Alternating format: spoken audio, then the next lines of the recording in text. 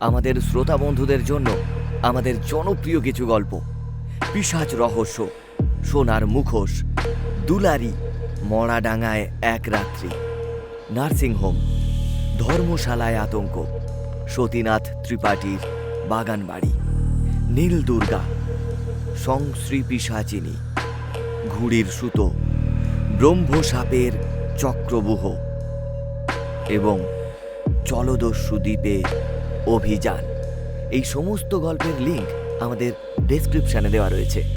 এছাড়াও আরও অন্যান্য গল্প শুনতে আমাদের চ্যানেলটি এখনই সাবস্ক্রাইব করুন।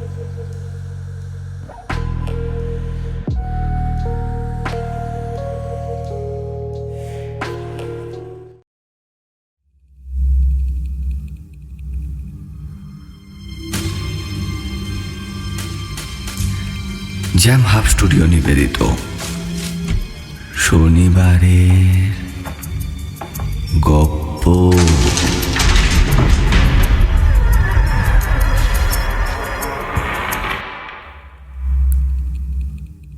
প্রতি শনিবার রহস্য রোমাঞ্চে ভরপুর গল্প দিয়ে সাজানো আমাদের শনিবারের গপ্প শুনতে সাবস্ক্রাইব করুন আমাদের YouTube channel jam hub studio. সঙ্গে থাকুন, শুনতে থাকুন।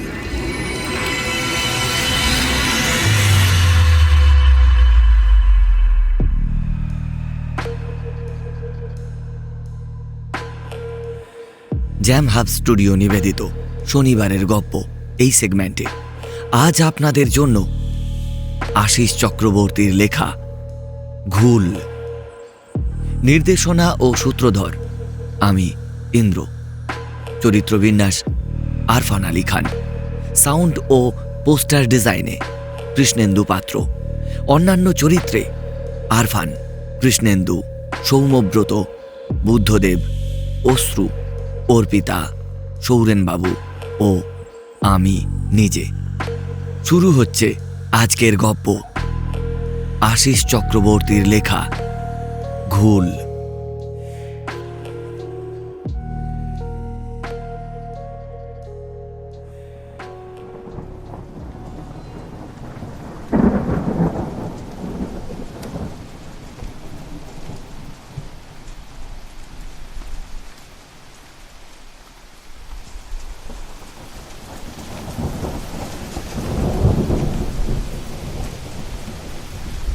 ভাঙাচোরা ইটের ফাঁক দিয়ে একটা ঘোলাটে চোখ সত্যজিৎ বাবুর দিকে সমানে ঘুরপাক খাচ্ছে প্রায় মিনিট 20 ধরে। সত্যজিৎ বাবু সেটা লক্ষ্য করেছেন, কিন্তু কোনো রকম কৌতূহল দেখাননি, কারণ চোখগুলো নেশাতুর আর কেমন যেন নিভে আসা ভাব রয়েছে চোখের দৃষ্টির মধ্যে। এই চোখ জোড়া কোনো ভদ্রলোকের হতে পারে না যে তার সঙ্গে দুটো কথা বলা যায়। অন্তত এই নির্জন স্থানে মুষলধারায় বৃষ্টির কবলে পড়ে নিজের অসহায় অবস্থা কাটানোর জন্য একটা লোককে পেয়েও তিনি যে বেমালুম এড়িয়ে যাচ্ছেন শুধুমাত্র ওই দুটো চোখকে বিশ্বাস করতে না পারার জন্য। মাথার ওপর একটা ছোট্ট ইটের চুনসুরকির গাঁথনি দেওয়া নবাবী আমলের ভগ্নদশাপ্রাপ্ত ইমারতের খানিকটা জেগে রয়েছে। স্থানে স্থানে মাটির উঁচু ঢিপি নজরে পড়ছে। ওগুলো যে কবর তা এক নজরেই বোঝা যায়। এর মধ্যে কিছু কিছু কবর ইট দিয়ে বাঁধানো রয়েছে। বয়সের কারণে এই সমস্ত কবরের হালও শোচনীয়। ইট সরে গিয়ে হাঁ হয়ে পড়েছে বেশিরভাগ কবর। বিরাট মহলটা মাটিতে পড়ে রয়েছে, সেও দীর্ঘ প্রায় কয়েকশো বছর হবেই। কারণ এখন ইমারতের ইটকাঠ ভেদ করে স্থানে স্থানে জেগে উঠেছে গাছ।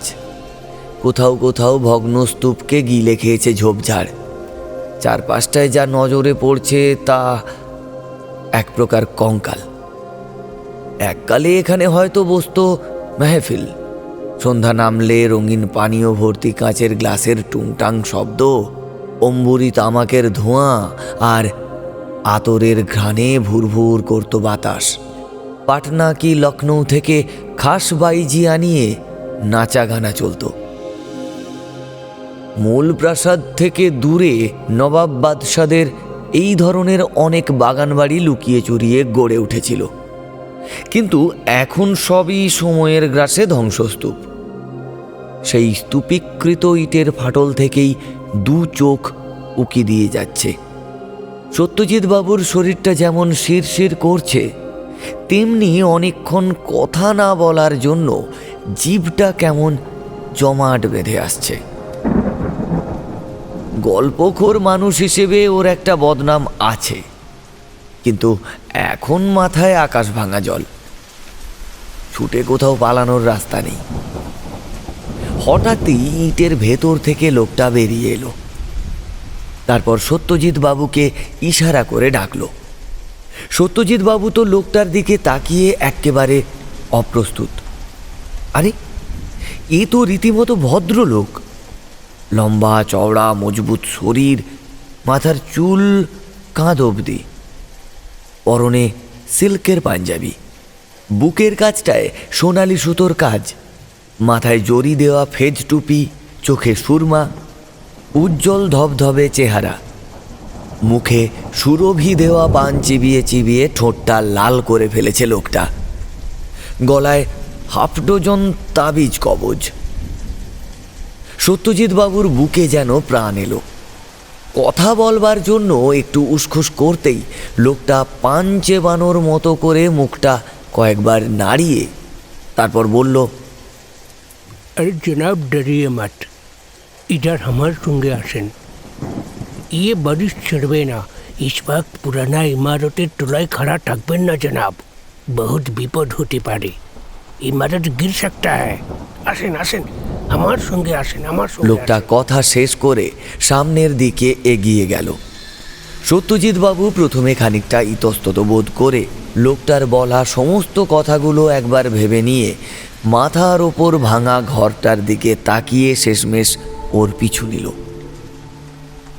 লোকটা ভিজতে ভিজতে দু একটা ঝোপঝাড় বড় গাছ পার করে একটা পুরনো গম্বুজ আকৃতির ছোট্ট ইটের ইমারতের ভেতর প্রবেশ করল। সত্যজিৎ বাবু ছুটতে ছুটতে ঢুকলো সেখানে গিয়ে। তারপর প্রবেশদ্বারের ভেতরে এক পা এগিয়ে সত্যজিৎ বাবু আর দ্বিতীয় পা ফেলতে সাহস পেলেন না।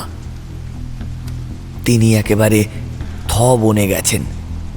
বিস্ফারিত চোখ নিয়ে এগোবেন নাকি পেছোবেন সেই কথাটা ভাবছেন। এমন সময় লোকটা বলল, अरे आसन आसन आसन, चिंता की कोई कारण नहीं। ये बाबा कैलेंडर पीरेर मजार আছে। হিন্দু মুসলিম কোনো ব্যাপার নাই, বাবাকে পাস সব সমান আছে। এখানে আপনার বিরাদারের লোক भी আসে, বাবার কাছে মানত রাখে আর ফল भी পায়। সত্যজিৎ বাবু মাথা ঘুরিয়ে ঘুরিয়ে দেখলেন কুঠুরির ভেতরে একটা উঁচু স্থানে সবুজ আর সোনালি বর্ণের চাদর চড়ানো আছে।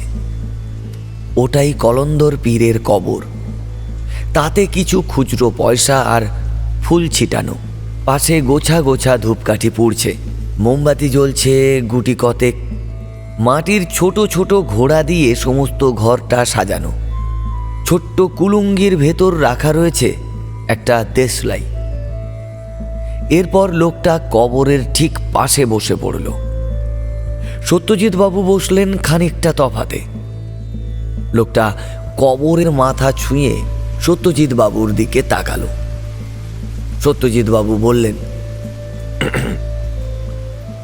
আপনার নাম? জি, আমার নাম আরফান আলী খান আছে। আমার নাম সত্যজিৎ দত্ত। এই জঙ্গলের ভিতর কি ব্যাপার জনাব? আমার বাড়ি উত্তর কলকাতা। বাংলার ধ্বংসপ্রাপ্ত প্রাসাদ, রাজবাড়ি, জমিদার কুঠিবাড়ি প্রভৃতির ইতিহাস নিয়ে একটা বই লিখছি, তাই এখানে আসা। এখানকার অনেক স্থান ঘুরলাম, অনেক ধ্বংসপ্রাপ্ত বাড়ির খোঁজও পেয়েছি, তবে কবরস্থানের পাশে এত বড় ইমারত সচরাচর দেখা যায় না। এই জঙ্গলের ভেতর ভাঙা প্রাসাদের খোঁজটা পাই স্থানীয় কিছু লোকজনের মুখে। তারপর এখানে এসে সবেমাত্র ঘুরে ফিরে দেখতে শুরু করেছি, এমন সময় বৃষ্টিটা নামলো। অগত্যা দাঁড়িয়ে পড়লাম বৃষ্টি থামার অপেক্ষায়। এটা কি নিয়ে কিতাব লিখছেন আপনি? এই প্রাসাদ বাড়ি নিয়ে? এই কে নির্মাণ করিয়েছিলেন, কবে করিয়েছিলেন, কত অর্থ ব্যয় হয়েছিল, কেন নির্মাণ করেছিলেন, ডিজাইন কেমন, শিল্পকলা কি রূপ, এই জাতীয় আর কি।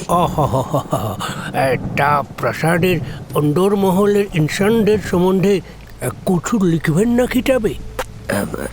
এটা তো আমার পক্ষে জানা সম্ভব নয় আরফান ভাই, যে আমি লিখব। যতদূর আমার ধারণা, এটা তো একটা অখ্যাত প্রাসাদ। এর মালিকও নাকি খুব নামি দামি কেউ ছিলেন না। তাই এখানে কারা কারা থাকতো, তাদের জীবনযাত্রা কি প্রকার, এসবের সম্বন্ধে লেখা খুব শক্ত। এ সম্বন্ধে কি কোনো বই আছে? কিতাব কি হবে জনাব? আরে আমি আপনাকে সেসব বলবে। তুমি এই প্রাসাদের ঘটনা জানো? জানি জনাব, জানি। আপনি শুনবেন? কেন শুনবো না? আরে ভালো ঘটনা হলে আমার বইতে তুলে ধরবো। পাঠক এই সমস্ত ইতিহাস পড়তে ভীষণ ভালোবাসে। আরফান আলী খান এবার কাহিনী বলবার জন্য অতীব উৎসাহ বোধ করল। বাইরে বৃষ্টির সঙ্গে ঝোড়ো বাতাসটা উঠেছে বেশ। দিনের আলো অনেকটাই কমে এসেছে। মাজারে গুটি কতেক মোমবাতির আলো মিটমিট করে জ্বলছে। সেই আলোয় রহস্যময় হয়ে উঠেছে আরফান আলীর মুখটা। ও পকেট থেকে পানের কৌটোটা বের করে সত্যজিৎ বাবুর দিকে বাড়িয়ে বললেন, আপনি খাবেন জনাব? না না। আরফান আলী একটা পান কৌটো থেকে বের করে মুখে ভরে নিয়ে সেটা কয়েকবার চিবিয়ে নিয়ে বলল, শুনেন তবে, এ যে ইমারতি আপনি দেখে এলেন, এই নির্মাণ করতে আরব থেকে লোক এসেছিল। এ দেশের কোনো মিস্ত্রি এটা কাম করেনি। হ্যাঁ, এই কথাটা ঠিক। এই ভাঙা প্রাসাদের মিনারগুলো দেখেই আমি সেটা অনুমান করেছিলাম। এই রূপ মিনার কেবলমাত্র ওই আরব দেশেই দেখা যায়। তবে হঠাৎ আরব থেকে মিস্ত্রি আনতে হলো কেন? ওসব অনেক কেরামতির কথা আছে জনাব। এই মহল নাকি জাদু মহল ছিল। এর মধ্যে একটা রুহানি তাকত লুকানো ছিল। কেউ এখান থেকে পালাতে পারবে না বলে এর মালিক ওই কেরামতি করে রেখেছিল। মহল থেকে পালানোর দরকারই বা কেন হবে? ये কোনো महल नहीं जनाब, এখানে কবি भी कोई भी रहने नहीं आया। তবে এটা কি, মানে কোনো বাগান বাড়ি? ये कैदखाना আছে। এত সুন্দরভাবে বানানো কায়েদখানা? হ্যাঁ জনাব, এ বানিয়েছিলেন গুল মোহাম্মদ। সে কে ছিল? बहुत जालिम इंसान। नवाबेर संगे और दाहरम महरम ছিল, इसलिए कोई कुछ बिगाड़ नहीं पाया। তবে কোথায় আছে না, ও পাপ अपने बाप को भी नहीं छोड़ता। ওর ব্যাপারে এই বাত ঠিক সাবিত হয়েছিল জনাব। কি হয়েছিল গুল মোহাম্মদের? তবে আপনাকে शुरुआत से पूरा কাহিনী বলি। পলাশির যুদ্ধ তব হালে মে খতম হয়েছে। কথা মতো কর্নেল রবার্ট ক্লাইভ বাংলার মুসনদে বসালেন মীর জাফরকে। সিংহাসনে বসে মির্জাফর ও তার পুত্র মিরন সিরাজের হারেম রক্ষিত অর্থ ও সুন্দরীদের নিয়ে আয়েশ আরামে মেতে ওঠেন। চলছে আনন্দ উৎসব মেহফিল। इस वक्त পাটনা থেকে আনানো হয়েছিল গান বাজনার দল। বাইজি হিসেবে তখন নাম কামিয়েছিল গুলাব বাই। ওর নাচ দেখে বহুত সুনাম করেছিল रॉबर्ट क्लाइव भी। गुलाब बाई बहुत मशहूर हो गया। हर रोज गाने महफिल बसे, बहुत इनाम भी मिलता रहा। इसीलिए गुलाब बाई यहाँ पे रह गया। इस समय মির্জাফরের খাস দোস্ত শাহনওয়াজ খানের সঙ্গে সম্পর্কে জড়িয়ে পড়েছিল গুলাব বাই। এদের দুজনের সন্তান হলো গুল মোহাম্মদ। অবশ্য গুল মোহাম্মদ ছিল ওদের দুজনের অবাধ মেলামেশার ফসল। গুলের জন্মের পর দুজনেই গুলকে কিছু অর্থসহ এক শহীদের হাতে তুলে দিয়ে নিজ নিজ দেশে ফিরে যায়। ওর গুল মানুষ হতে থাকে শহীদ চাঁদ মোহাম্মদের কাছে। বড় হয়ে গুল নিজের আসল পরিচয় জানার পর ওর মধ্যে প্রতিশোধের স্পৃহা জেগে ওঠে। ও কিছুতেই নবাব ও তার সাঙ্গপাঙ্গদের সহ্য করতে পারত না। আর মেহফিল भी ওর চোখে গুনাহ ছিল। তাই ও প্রথমে নবাবের সেনাবাহিনীতে যোগদান করে এবং ধীরে ধীরে পরিকল্পনা মাফিক নবাবের খাস বান্ধা হয়ে ওঠে। আর নবাবের প্রাসাদে ওর অবাধ বিচরণ ছিল, এই কারণে ওকে সবাই মান্যভি করত। আচ্ছা, ওর হঠাৎ কয়েদখানা বানানোর প্রয়োজন হলো কেন? সে প্রসঙ্গে আসছে। পূর্ববর্তী নবাবরা মৌজ মস্তিতে ডুবে থাকার জন্য রাজ্যের অবস্থা করুণ হয়েছিল। সুশাসন নেই, আর্থিক সংকট দেখা দিয়েছিল এমন যে সেনাবাহিনীর ঘোড়াগুলোর খাবার জুটত না। ওদেরকে মাঠে ঘাস খাবার জন্য ছেড়ে দেওয়া হতো। বেতনও ঠিক মতো পেত না নবাবের কর্মীরা। রাজ্যের এই বেহাল দশার সুযোগ নিয়েছিল গুল মোহাম্মদ। এমনিতেই ওর ভেতর একটা ওই প্রতিশোধের আগুন জ্বলছিল। সেটাকে বাস্তবায়ন করার লক্ষ্যে ও নিজের হাতে তুলে নেয় শাসনভার। গুল মোহাম্মদ অর্থ আর রক্তের তৃষ্ণার্ত হয়ে ওঠে। অবশ্য সাধারণ মানুষের ওপরে সেরকম কোনো অত্যাচার করেনি। ও কেবল অর্থবান পুরুষ ও নারীদের মেলামেশার ঘটনা শুনলে ওদেরকে জোর করে তুলে এনে এই কয়েদখানায় রেখে নির্যাতন করত। বাইরে থেকে বাইজিদের ধরে এনেও খুন করে লাশ গুম করে দিত। সবটাই ছিল ওর অবচেতন মনে জমে থাকা একটা মানসিক সমস্যা থেকে তৈরি। ও নিজের এই অবস্থার জন্য ওদেরই দায়ী করত। আর যাতে কোনো গুল মোহাম্মদের জন্ম না হয় তাই সন্দেহভাজনদের দেখলেই ও খুন করে ফেলত। এরপর রবার্ট ক্লাইভের কানে বিষয়টা উঠলে তিনি গুল মোহাম্মদকে এই কয়েদখানার ইদারায় ফেলে যান। আর বাঁচার জন্য অনেক চেষ্টা করে গুল মোহাম্মদ, কিন্তু কোনো লাভ হয়নি। ধীরে ধীরে অনাহারে শুকিয়ে যায় ওর প্রাণটা। মৃত্যুর আগে অবধি চিৎকার করে তাকে বাঁচানোর জন্য লোকজনও ডাকত, কিন্তু রবার্ট ক্লাইভের নির্দেশে কেউ কুয়োর ধারে কাছে যাওয়ার সাহস দেখায়নি। খুব যন্ত্রণাদায়ক মৃত্যু হয়েছিল গুল মোহাম্মদের। ওর আত্মায় কোনো শান্তি পায়নি জনাব। লোকে বলে ওই ধ্বংসপ্রাপ্ত বাড়িঘরের ভেতরের ইদারাটাই নাকি এখনও গুল মোহাম্মদের চিৎকার শোনা যায়। আর অনেক রাতেও বাঁচার জন্য চিৎকার করে। এই অবধি ঠিক ছিল। রবার্ট ক্লাইভ নবাব বেশ ভালোই জমে উঠেছিল গল্পটা। এবারে আপনি গুলিখোর গল্প বানিয়ে দিলেন। আপনি বিশ্বাস করছেন না তাই তো? না না না না, করছি না।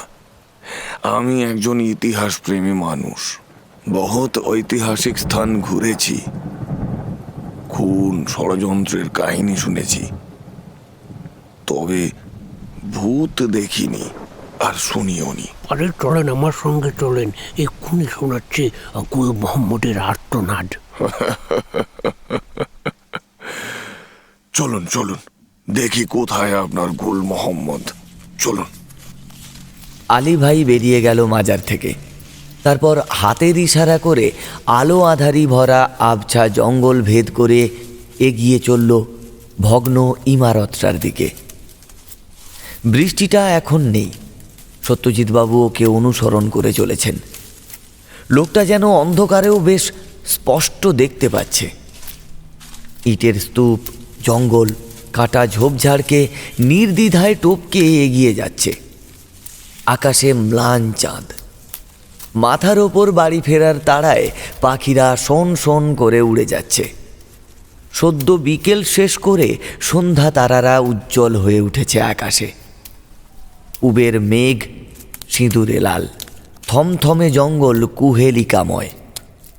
ইদারার সামনে পৌঁছে আলী ভাই তাকে ঝটপট চলে আসতে বলল। সত্যজিৎবাবু একটা তাচ্ছিল্য ভরা দৃষ্টি নিয়ে ইদারার সামনে গিয়ে দাঁড়ালেন।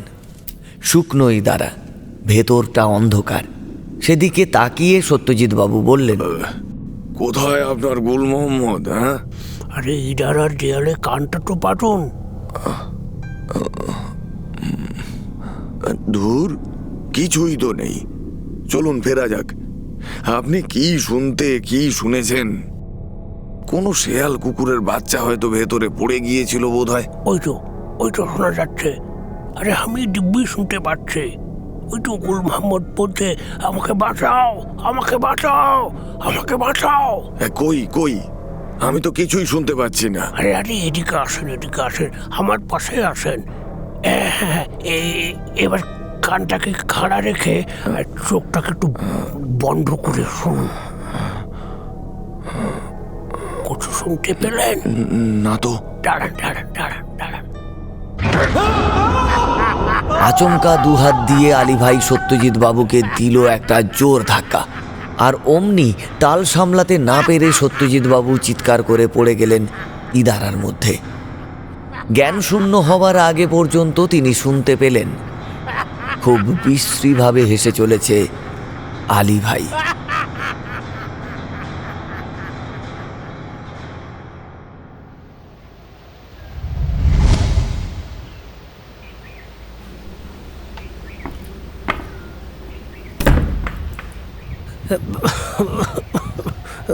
বাবু, আপনার সঙ্গে একজন দেখা করতে এসেছেন।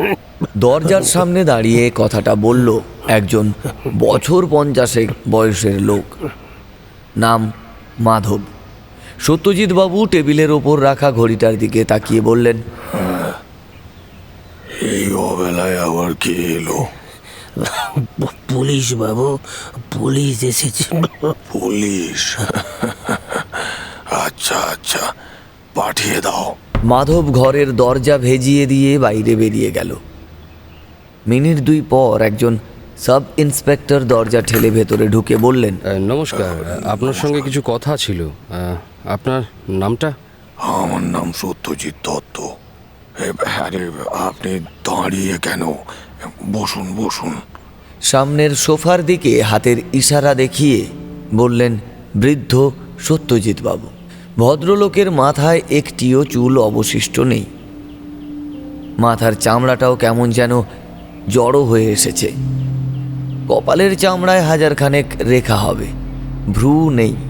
ক্ষীণ বুঝে আসা দুটো প্রৌঢ় চোখ কোনো মতে জেগে আছে। ভগ্নদশাপ্রাপ্ত শরীরে চাদর জড়ানো। গলার স্বর শারীরিক অবস্থার সঙ্গে বড্ড বেমানান, বেশ টনটনে। সাব ইন্সপেক্টর দেবর্ষী নাগ সোফায় বসলেন। তারপর সমস্ত ঘরটা খুঁটিয়ে দেখলেন। সত্যজিৎ বাবু সামনের সোফায় বসে রয়েছেন। পেছনে একটা লম্বা বুক সেলফ। সেই বুক সেলফটাতে বইয়ে ঠাসা। ঘরের মধ্যে কারুকার্য করা বেশ কিছু পেতলের মূর্তি দাঁড় করানো রয়েছে। ঘরের সৌন্দর্য বাড়ানোর জন্য রয়েছে বেশ কিছু গাছ। সব মিলিয়ে একটা সম্ভ্রান্ত পরিবারের গোছানো ঘর যেমনটা হয় ঠিক তেমন। আপনার কাছে আমার আসার কারণটা আপনি জানেন? অনুমান করতে পারি। কিরকম? খুবই সোজা। আমার বাড়ির পেছনের দিকের জঙ্গলে একদিন আগে একটা লাশ মিলল। সেটার কারণেই আমার পুলিশি জেরা হওয়াটা স্বাভাবিক। তবে প্রথমেই বলে রাখি পুলিশ বাবু, আমার বাড়ির পেছনের দিকের জঙ্গলটা কিন্তু একটা কবরস্থান। অর্থাৎ মাটির তলায় সারি সারি লাশ কিন্তু সাজানো রয়েছে। এখন মাটির ওপরে লাশটা এলো কিভাবে সেটা আমি বলতে পারবো না। আপনি তো এখানে নতুন এসেছেন। হ্যাঁ, মাস 6 হবে। বেশ, তবে এত জায়গা থাকতে কবরস্থানের পাশের বাড়িটা আপনি কিনলেন কেন? আমার বলার অর্থ, সচরাচর মানুষ শ্মশান, কবর এইসব এলাকাগুলিকে বাসস্থানের জন্য বেছে নিতে চায় না। সেক্ষেত্রে আপনি... এরপর আমার দেওয়া উত্তরটা আপনার পছন্দ হবে না পুলিশ বাবু। আমাকে সাধারণ মানুষের থেকে একটু উল্টো চিন্তা ভাবনা ধারণকারী মানুষ হিসেবে ভাবতে পারেন। আমার এই বয়সকালে অত্যন্ত নিরিবিলি জায়গা প্রয়োজন ছিল। এখন শ্মশান কিংবা কবরস্থানের মতো নির্ঝঞ্ঝাট এলাকা আর দ্বিতীয়টি নেই। দেখুন না, এখানে প্রতিবেশী নামক অত্যাচারী জীবগুলোও নেই। এই বেশ ভালো আছি আমি। আদিবাড়ি কোথায়? উত্তর কলকাতা। আপনি তো ঘন ঘন বাসস্থান বদল করেন শুনেছি। ওই একই কারণে মানুষজনের আনাগোনা শুরু হলে স্থান ত্যাগ করে পালাই। আমি প্রচন্ড মানুষ ভীরু বলতে পারেন। এটা একটা মানসিক সমস্যা বলে আপনি ভাবলে আমি কোনো প্রতিবাদ করব না। এর আগে কোথায় থাকতেন? কান্দি। এইরকমই একটা স্থানে, আই মিন কবরস্থানের পাশে? আপনি ঠিকই ধরেছেন। ওকে। খুন হওয়া লোকটাকে আপনি চিনতেন? হ্যাঁ, তবে অল্প বিস্তর। সেটা কি রকম? লোকটার নাম ফুলু। এই নিচু পাড়ায় থাকে। সপ্তাহখানেক আগে আমার কাছে এসেছিল একটা কাজ চাইতে। আমি ওকে বাগানের মালির কাজে নিযুক্ত করি। ব্যাস এইটুকুই। কিন্তু ওর স্ত্রী তো খুনি হিসেবে আপনাকে দায়ী করছে। হোয়াট? ইয়েস দত্তবাবু। বেইমান, ছোট লোক একটা। খেতে পেত না। আমি কাজের সুযোগ দিলাম আর অগ্রিম টাকাও দিলাম।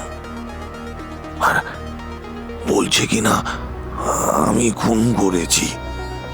কি ডেঞ্জারাস লোক দেখেছেন এরা। হ্যাঁ, তা আপনারও কি তাই মনে হয়?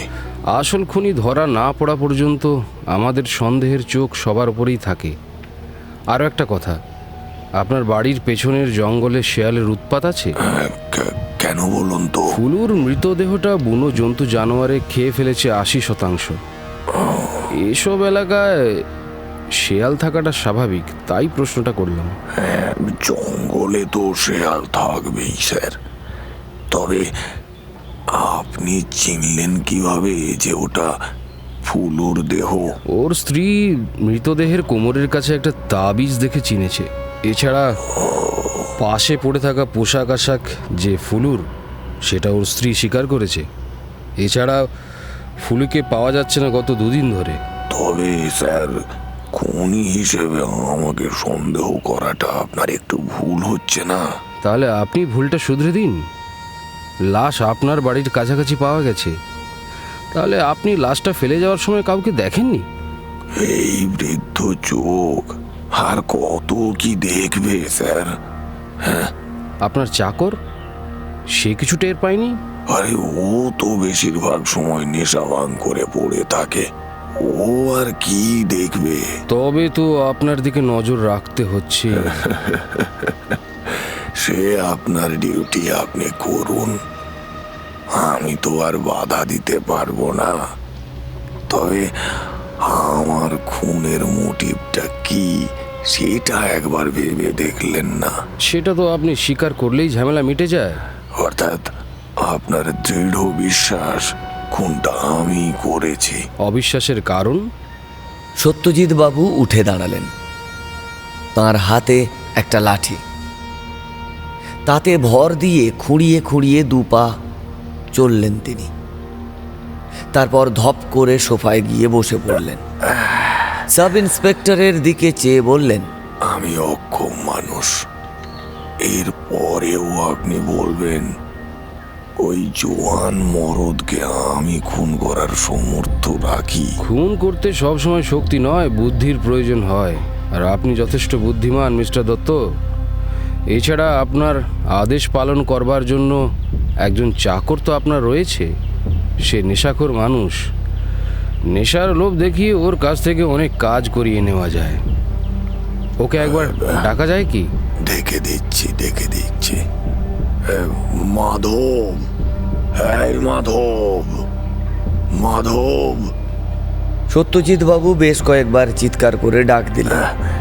নিশ্চয়ই বেটা নেশা করে বেহুশ হয়ে আছে। ঠিক আছে, ওর সঙ্গে অন্য কোনো দিন কথা হবে। আচ্ছা, আপনার ওই পায়ের এই অবস্থা কবে থেকে? 35 বছর থেকে। কিভাবে হলো? ওই একটা অ্যাক্সিডেন্ট। ওহো, আমি দুঃখিত। তা আপনার চলে কিসে? I mean source of income? আপনি আমার কাছে আসবার আগে হোমওয়ার্ক করেননি দেখছি। হ্যাঁ, কলকাতার কলেজ স্ট্রিটে খোঁজ খবর নিয়ে দেখবেন, এককালে আমি লেখক ছিলাম। বহু ইতিহাসের বই আমি লিখেছি। সেই সবের মোটা অঙ্কের একটা রয়্যালটি আমার প্রাপ্য। এছাড়া পূর্বপুরুষের কিছু সম্পত্তি রয়েছে, আর আমি অকৃতদার। খুব বেশি অর্থের প্রয়োজন আমার হয় না। বেশ। আপনার এই বাড়িতে চাকর কতজন? একজন, ওই মাধব, যে আপনাকে ঘরে ডেকে আনলো। ওই ওর বাড়ি? আপাতত এটাই বাড়ি। ও আমার প্রায় 50 বছরের সঙ্গী। আর ওর পরিবার? নেই। রাত্রে দরজা জানালা সব বন্ধ থাকে? হ্যাঁ, কেন বলুন তো? ফুলু রাতে ঘরে কিছু চুরি করতে ঢোকেনি তো? অর্থাৎ আপনি এটা বোঝাতে চাইছেন যে ফুলু আমার ঘর থেকে চুরি করে পালাবার সময় আমি ওকে দেখে ফেলি, আর সেই নিয়ে বচসা হয়, আর তার জেরে এই মার্ডার। আপনার এই মোটিভটা দিয়ে যায় ঠুনকো পুলিশ বাবু। আপনি আমাকে ছেড়ে একটু ওর বউটাকে জেরা করুন।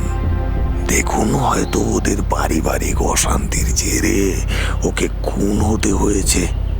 এই সমস্ত ছোট লোকেরা নেশা ভাঙ করে বহুত বাড়তি ঝামেলায় জড়িয়ে পড়ে।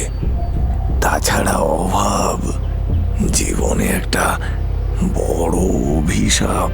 দেবর্ষীবাবু এবার টেবিলে রাখা ঘড়িটার দিকে চেয়ে বললেন, ওকে মিস্টার দত্ত, আজ আসি, আবার দেখা হবে। প্রয়োজন পড়লে আপনাকে থানায় ডেকে পাঠাতে পারি। আশা করি আপনি তদন্তে সাহায্য করবেন। কথা শেষ করে দেবর্ষীবাবু ঘর থেকে বেরিয়ে গেলেন।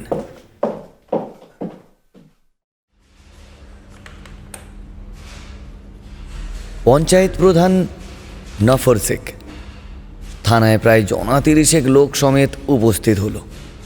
দেবর্ষীবাবুর রুমে ঢুকে নফর শেখ বলল, ভেতরে আসবো স্যার? আসুন আসুন আসুন, বসুন। বাকিদের একটু বাইরে অপেক্ষা করতে বলুন নফর সাহেব। নফর শেখ তার সঙ্গে আসা ছেলেদের উদ্দেশ্যে বলল, এই তোরা বাইরে গিয়ে দাঁড়া, আমি আর মকবুল কথা বলছি। কথা শেষ করে নফর শেখ দেবর্ষীবাবুর সামনের চেয়ারে গিয়ে বসলেন, আর ঠিক তার পাশের চেয়ারে গিয়ে বসলো একটা বছর 30-এর লোক, ওর নাম মকবুল। বাকিরা গজগজ করতে করতে বাইরে বেরিয়ে গেল। দেবর্ষীবাবু নফর শেখকে বললেন, হ্যাঁ, এবার বলুন আপনাদের কি বক্তব্য? আমাকে তো আপনি চেনেন স্যার, আমার নাম নফর শেখ। আমি নতুন গ্রামের পঞ্চায়েত প্রধান। আপনার আগে এখানে যে অফিসার ছিলেন সোমনাথ বাবু, ওকে অনেকবার কমপ্লেন করেও কোনো সুরাহা হয়নি। তাই যখন জানলাম আপনি রানাঘাট থেকে বদলি হয়ে এখানে এসেছেন, তখন ভাবলাম এবার বোধহয় সুবিচার হবে, তাই বড় আশা করে এসেছি সাহেব। আপনাদের কমপ্লেনটা কি? নফর শেখ একটা জেরক্স কাগজ পকেট থেকে বের করে দেবর্ষীবাবুর হাতে দিলেন। সেটার ওপর একবার ভালো করে চোখ বুলিয়ে নিয়ে দেবর্ষীবাবু টেবিলে রাখা বেলটা একবার বাজালেন। সঙ্গে সঙ্গে একজন কনস্টেবল দরজা ঠেলে ভেতরে ঢুকে বলল, ডাকছেন স্যার? এই ডায়েরির কপিটা নিয়ে এসো তো একটু। তারপর মিনিট 3-এর মধ্যে পুনরায় একটা মোটা রেজিস্টার হাতে নিয়ে ঘরে প্রবেশ করলো। সেটা আবার দেবর্ষীবাবুর হাতে দিয়ে ফিরে গেল। দেবর্ষীবাবু রেজিস্টারটা খুলে খুব যত্ন সহকারে পড়ে নিয়ে বললেন, নফর সাহেব, আপনার কাজ একটু এগোয়নি, সে ব্যাপারে আমি দুঃখিত। আমি বিষয়টা দেখছি। এখন বলুন তো, আর কি এই কাণ্ড ঘটেছে? প্রায় ঘটছে স্যার। দেখুন স্যার, আমাদের থানায় এসে ডায়েরি করার পর আগের অফিসার একবার কেবল কবরস্থানটা ঘুরে এসেছিলেন। তারপর আমার পঞ্চায়েত অফিসে দেখা করে আমাদের আশ্বাস দিয়েছিলেন যে চোরকে ধরে দেবেন। মাসখানেক পাহারাও বসিয়েছিলাম কবরস্থানে, কিন্তু কিছুই লাভ হয়নি। লাশ চুরি কিছুদিন বন্ধ থাকলেও আবার সেই শুরু হয়েছে। এখন সবার পক্ষে তো স্যার লাশকে পাকা গাঁথুনি দিয়ে বাঁধিয়ে ফেলা সম্ভব নয়, একটা আর্থিক সঙ্গতির ব্যাপার থাকে। আর পঞ্চায়েত অফিস থেকে আর কত হেল্প করা যায়। তবুও আমি নিজে বিধায়কের কানে ব্যাপারটা তুলে কবরস্থানটা দেওয়াল দিয়ে ঘিরে ফেলবার ব্যবস্থা করেছি। টাকা এলেই কাজ শুরু হবে। কিন্তু এখন যে মাঝে মধ্যেই পুরনো লাশ চুরি হয়ে যাচ্ছে, এটা কিভাবে আটকানো যায় সে ব্যবস্থা আপনি একটু করুন স্যার। গ্রামবাসী আর কত পাহারা দেবে? একটু অসতর্ক হলেই মাটি খুঁড়ে পচা গলা লাশ তুলে নিয়ে চলে যাচ্ছে। একটা চক্র কাজ করছে, বুঝলেন? ওরা এই সমস্ত লাশ চুরি করে কেমিক্যালে ডুবিয়ে তার থেকে কঙ্কাল ছাড়িয়ে নিয়ে বিদেশে চালান করছে। চিকিৎসা ক্ষেত্রে এর বিরাট ডিমান্ড। এই সমস্ত ক্রিমিনালদের স্পেশাল ট্রেনিং থাকে মাটি খুঁড়ে নিমেষে লাশ গায়েব করার বিষয়ে। তবে লোকাল কেউ হেল্প না করলে ওরা পারবে কি করে? গ্রামের কেউ জড়িত আছে কিনা দেখেছেন? অর্থাৎ কাউকে সন্দেহ হয়? গ্রামের লোক আর যাই করুক, কবর খুঁড়ে লাশ চুরি করবে না স্যার। এ বাইরের লোক, আপনি তদন্ত চালান। তদন্ত তো অবশ্যই হবে। আপাতত আমি 4 জনকে পাহারায় বসাচ্ছি। সম্ভব হলে গ্রাম থেকে 2-1টা ছেলে সঙ্গে দিয়ে দেবেন। নতুন কবর করা হলে একটু সতর্ক থাকতে হবে। আমি চেষ্টা করব আর যেন এই ঘটনা না ঘটে। একটু দেখবেন স্যার, গ্রামবাসী খুব আতঙ্কে আছে। কেউ কেউ বলছে এসব নাকি ভূত প্রেতের ব্যাপার। আসছি স্যার, একটু দেখবেন। নাফর শেখ ও মকবুল বেরিয়ে গেল।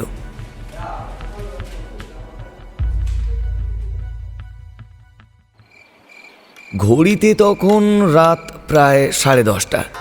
সাব ইন্সপেক্টর দেবর্ষীবাবু থানা থেকে ফিরে নিজের ঘরে সোফায় গা এলিয়ে বসেছেন।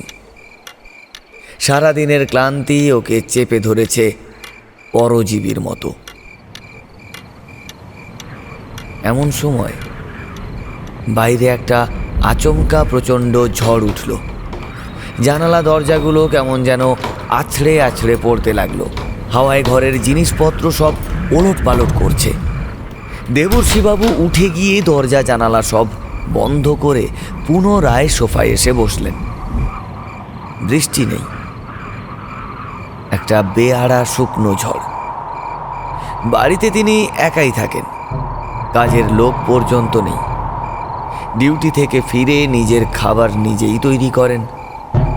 আজকে একটা আলসেমি ওকে আষ্ঠে পৃষ্ঠে ধরেছে, তার উপর এই এলোপাথারি হাওয়ার ঝটকা।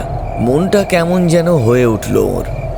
ইলেকট্রিকও গেছে প্রায় মিনিট খানেক হলো। উনি অন্ধকারের মধ্যে উদাস মন নিয়ে খানিকক্ষণ বসে রইলেন। তারপর উঠে গিয়ে একটা মোমবাতি জ্বালালেন।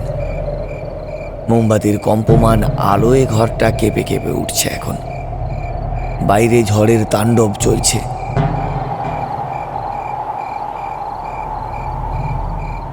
এমন সময় হঠাৎ করেই সদর দরজার কড়াটা নড়ে উঠল। সত্যি কি কড়াটা নড়ছে, নাকি হাওয়ার ঝাপটায় দরজার গায়ের শেকলটা নড়ছে? তিনি কান খাড়া করে রইলেন সেই দিকে। আবার শব্দ। কেউ যেন হাত দিয়ে দরজার শেকলটা ধরে দরজার গায়ে জোরে জোরে পিটছে। এই দুর্যোগের মধ্যে আবার কে এলো? কাউকে কি আসতে বলেছিলেন তিনি? বিষয়টা একবার ভেবে নিয়ে উঠে গিয়ে দরজাটা খুললেন। সঙ্গে সঙ্গে একটা দমকা বাতাস ঘরে হুড়মুড় করে ঢুকল, আর মোমবাতিটা নিভে গিয়ে গোটা ঘরটা একেবারে ছোট্ট হয়ে আসলো অন্ধকারে ডুবে। ঝড়ের শব্দের মধ্যেই তিনি চিৎকার করে বললেন, কে বাইরে? কে কে ডাকছে? আমি সাহেব। কে তুমি? একটু ভেতরে আসতে পারি? কিছু কথা ছিল। এসো। এরপর অন্ধকারের মধ্যে বাইরে ওই ঝোড়ো বাতাসের সঙ্গে লড়াই করে দাঁড়িয়ে থাকা লোকটা কালো একটা স্তূপের মতো ঘরের মধ্যে প্রবেশ করলো নিঃশব্দে। লোকটা চৌকাঠ মারিয়ে ঘরে ঢুকলো। দেবর্ষিবাবু দড়াম করে সদর দরজাটাকে বন্ধ করে দিলেন। এরপর অন্ধকারে হাতড়ে হাতড়ে ঘরে ঢুকে টেবিলের ড্রয়ার থেকে দেশলাইটা বের করে মোমবাতিটা জ্বাললেন। লোকটা দরজার পাশেই দাঁড়িয়ে রয়েছে, আপাদ মস্তক চাদরে মোড়া, বেশ লম্বা লোকটা। দেবর্ষিবাবু ওকে বসতে বললেন। লোকটা সোফার এক পাশে গুটি সুটি মেরে বসলো। বলো, কি বলতে চাও? আগে আমার নাম পরাণ মণ্ডল, থাকি নতুন গ্রামে। আজকে আপনাকে সত্যজিৎ বাবুর বাড়ি থেকে বেরোতে দেখলাম। হ্যাঁ, গিয়েছিলাম ওর বাড়ি একটা খুনের ব্যাপারে। কিন্তু তুমি কোথায় ছিলে? তোমাকে তো নজরে পড়েনি। ছিলাম বাবু, ওখানেই ছিলাম। আপনার আমাকে নজরে না পড়ারই কথা, আমি আড়ালে ছিলাম। বেশ, এখন বলো তো কি বলতে চাও? সত্যজিৎ লোকটা ভালো নয় বাবু, কীরকম ভালো নয়? খুব খারাপ, অনেক কিছু জানে। জানে মানে কি? এই তন্ত্র মন্ত্র, গুণ বশ, অনেক কিছু। গুণিন? মানুষের ক্ষতি করা যায় যে বিদ্যায়, সেসব ওর হাতের মুঠোয়।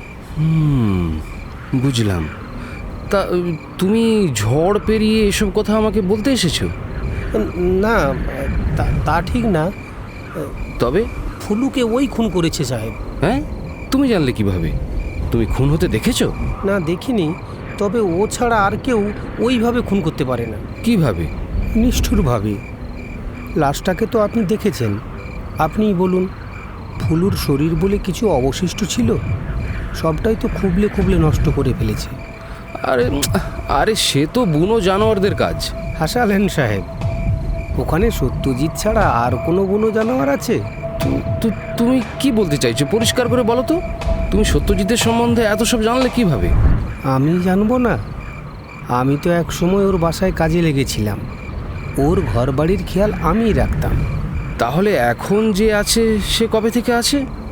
ও তো ওর পুরনো সঙ্গী, আমি সবসময় দুজনকে একসাথে দেখেছি। তুমি কাজ ছাড়লে কেন? কাজ ছাড়ার কারণটা আপনার বিশ্বাস হবে?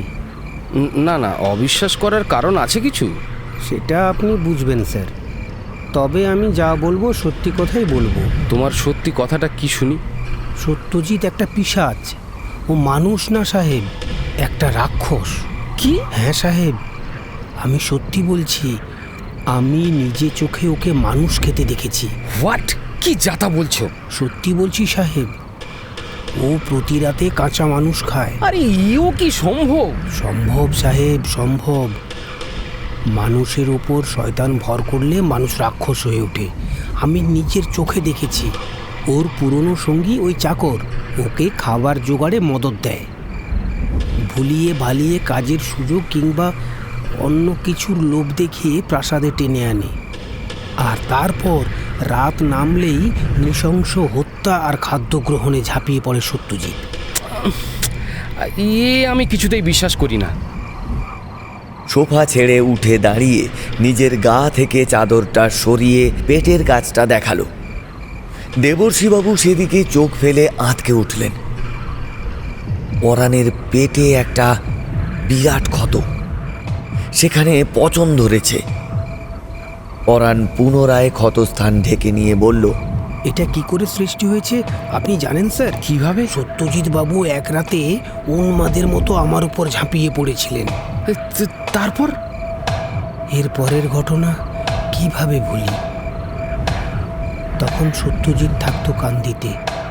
দিনটা ছিল অমাবস্যার, রাতের কালিমাও ছিল জগৎ জোড়া। আমি সবে ঘুমোতে যাব বলে রেডি হচ্ছি, আচমকা একটা বাচ্চা ছেলের কান্নার শব্দ আমার কানে এলো। আমি যতদূর জানি ও বাড়িতে আমি আর সত্যজিৎ বাবু ছাড়া কেউ থাকে না। বাচ্চা ছেলে কিভাবে এলো? এই চিন্তা মাথায় উপস্থিত হতেই ছুটে গেলাম কান্নার শব্দ শুনে। তারপর সত্যজিৎ বাবুর ঘরের সামনে গিয়ে দেখি সত্যজিৎ বাবু একটা 10-12 বছরের বাচ্চা ছেলেকে নিজের কোলে জোর করে চেপে ধরে কামড়ে কামড়ে মাংস ছিলে খাচ্ছে ওর শরীর থেকে। রক্তারক্তি কাণ্ড। আধা মরা ছেলেটা ধড়পড় করে লাফাচ্ছে আর আর্তনাদ করছে। আমার তো দৃশ্যটা দেখে শরীর অবশ হয়ে এলো। নিজের চোখকে বিশ্বাস করতে পারছি না কিছুতেই। প্রথমে পাকস্থলী মোচড় দিয়ে উঠে বমনের ইচ্ছা এলো আমার। বিভীষিকাময় দৃশ্যটা দেখে আমি ভয়ে কাঁপা শরীর আর দেবে আসা গলা নিয়ে দরজাটা ঠেলে ঢুকে আমি পড়লাম। কি করছেন আপনি? সত্যজিৎ বাবুর চেহারা তখন দেখার মতো। ওর মুখের দাঁত হিংস্র পশুর ন্যায় সুচালো, সেখান থেকে গড়িয়ে পড়ছে রক্ত। হাতের নখ লম্বা লম্বা, চোখ ভাটার মতো লাল। আমাকে দেখে কোল থেকে বাচ্চাটাকে আছড়ে ফেলে দিয়ে দাঁড়িয়ে ভয়ঙ্কর কণ্ঠে বলে উঠলেন, দেখে যখন ফেলেছিস তোর আর বেঁচে লাভ নেই। আজ রাতে তুই আমার খাবার। আপনি কি করছেন বাবু? আপনি এরকম করছেন কেন? আপনি কি করছেন? আমি তোর বাবু নই, আমি নর মাংস খাদক, রক্ত পিয়াসী।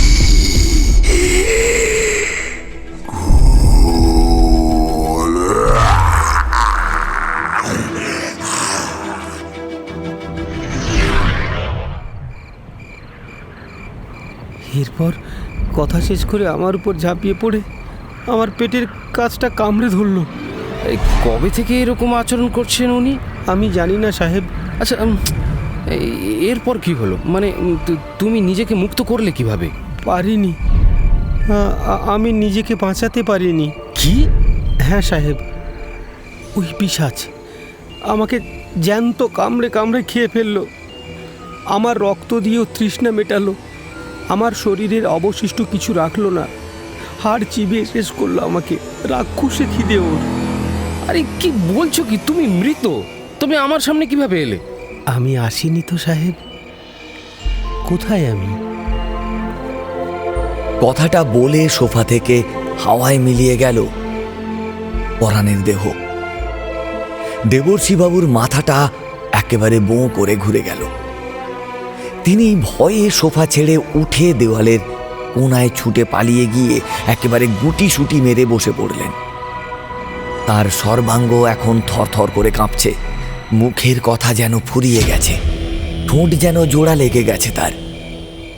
হঠাৎ হাওয়ার মধ্যে থেকে পরাণ মণ্ডল বলে উঠল, সাহেব, আমার কথা আর আপনি অবিশ্বাস করবেন না জানি। সত্যজিৎকে শেষ করুন সাহেব। ও পিশাচ, ও মানুষ খায়। আমাকেও খেয়েছে, ফুলুকেও খেয়েছে, আর আপনাকেও খেয়ে ফেলতে পারে। ওকে ছাড়বেন না সাহেব, ওকে ছাড়বেন না। কথাটা শেষ হতেই দেবর্ষিবাবুর বুকের হাড় নড়ে উঠল যেন। হঠাৎ ইলেকট্রিকের আলোটা ফিরে এলো। সেই মুহূর্তে তার ভয় কিছুটা দূর হলো ঘরের আলো ফেরাতে। বাইরে ঝোড়ো বাতাসটাও আর নেই। বাকি রাতটা হাজার চেষ্টা করেও ঘুমোতে পারলেন না দেবর্ষিবাবু। ভয়ানক একটা দুশ্চিন্তায় তার মাথাটা কেমন যেন ছিঁড়ে যাচ্ছে।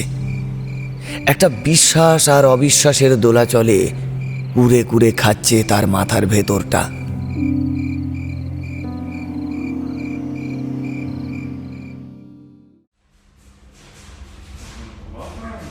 পরদিন থানায় পৌঁছে সমস্ত ঘটনাটা কনস্টেবল রাজীবকে খুলে বললেন তিনি, শুধুমাত্র একটা পথ খোঁজবার আশায়। কনস্টেবল রাজীব সমস্ত ঘটনাটা শুনে খানিকক্ষণ বাক শূন্য হয়ে বসে রইল। তারপর বলল, এ তো রূপকথার গল্পে শোনা যায় স্যার। শেষে একটা দানব এসে বাসা বাঁধল এলাকায়।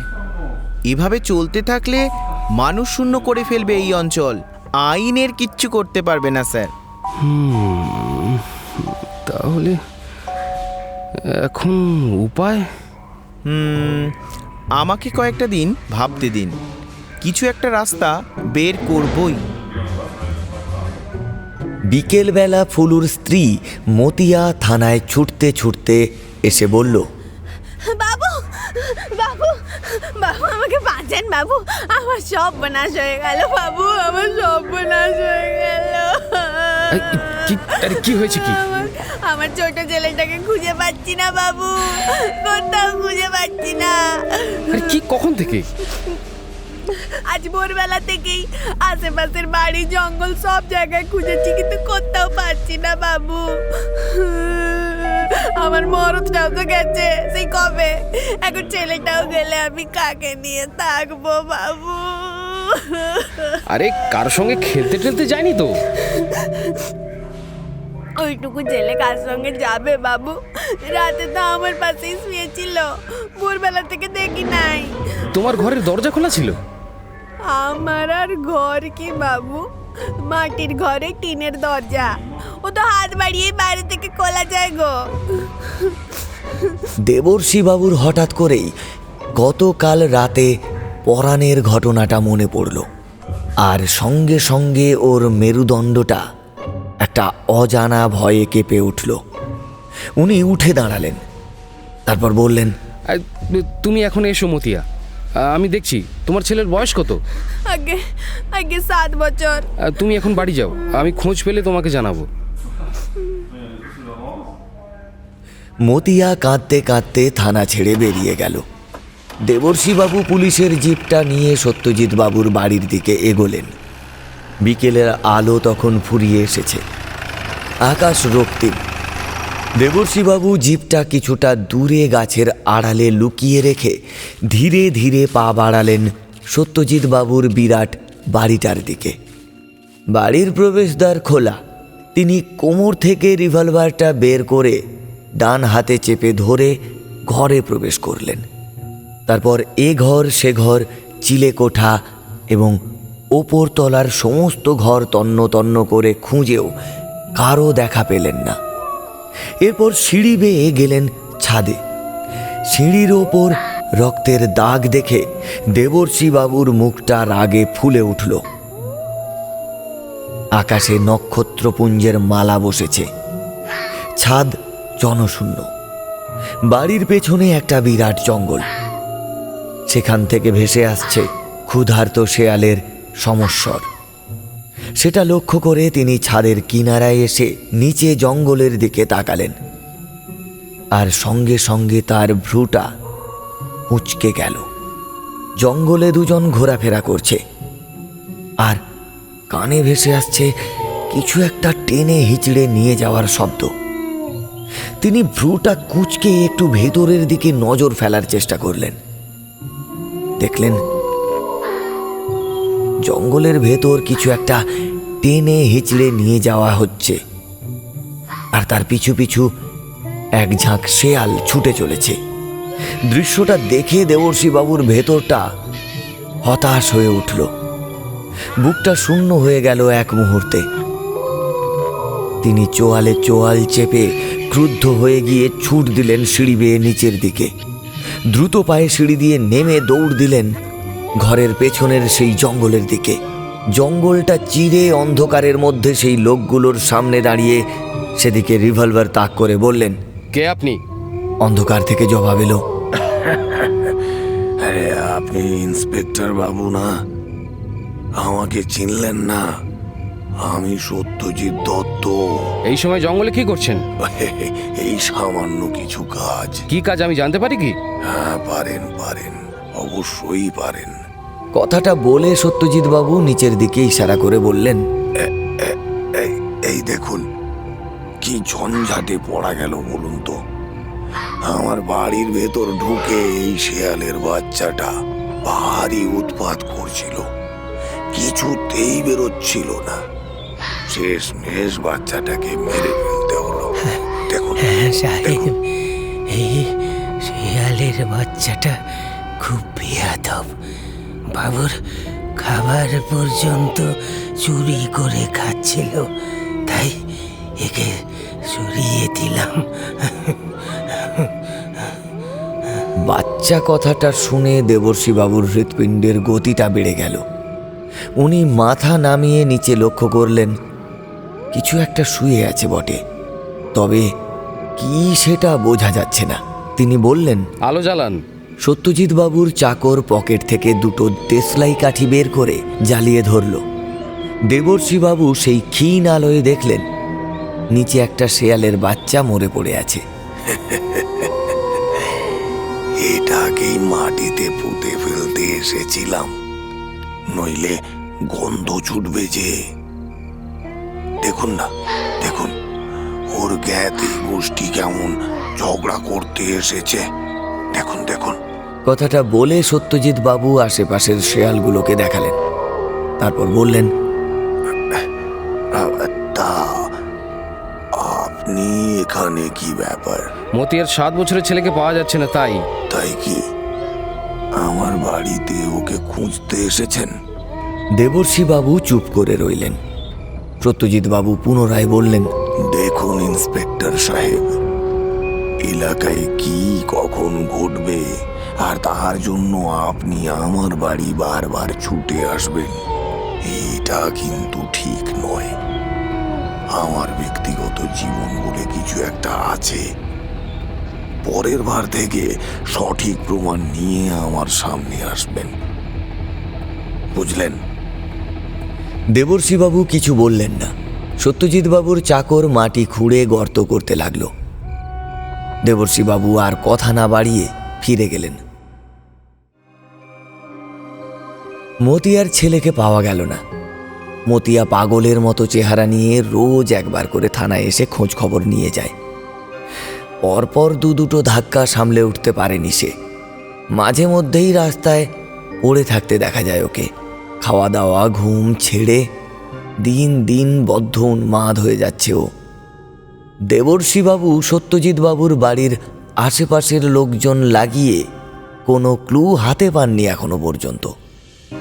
এর পরেও বেশ কিছু মানুষ এলাকা থেকে নিখোঁজ হলো, হঠাৎ হঠাৎ উধাও।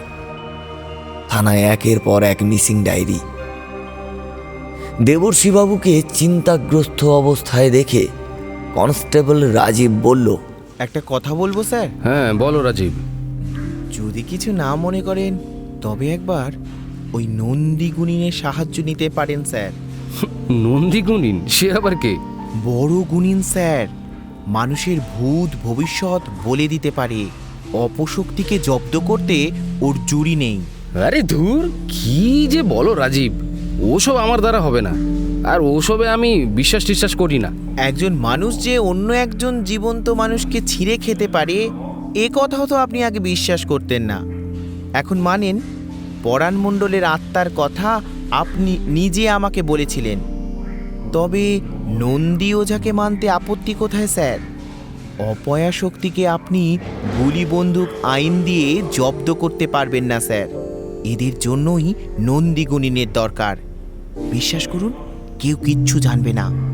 আমি আর আপনি লুকিয়ে ওর কাছে যাব রাত্রিবেলায়। ব্যাপারটা আমার আর আপনার মধ্যেই থাকবে স্যার।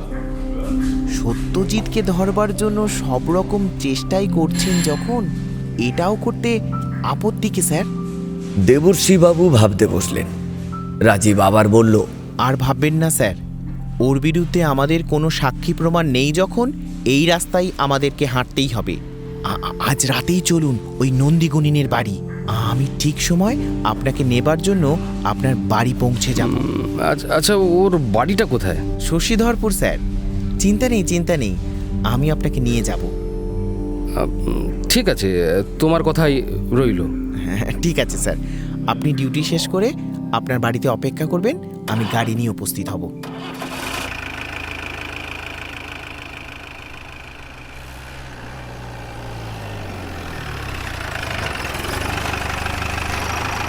মাঝরাতের দিকে রজত গাড়ি নিয়ে উপস্থিত হলো দেবর্ষীবাবুর বাড়ি। তারপর দুজনে গাড়ি চড়ে রওনা দিল নন্দী গুনিনের বাড়ি। নদী পার করে পৌঁছতে সময় লাগে প্রায় ঘণ্টাখানেক।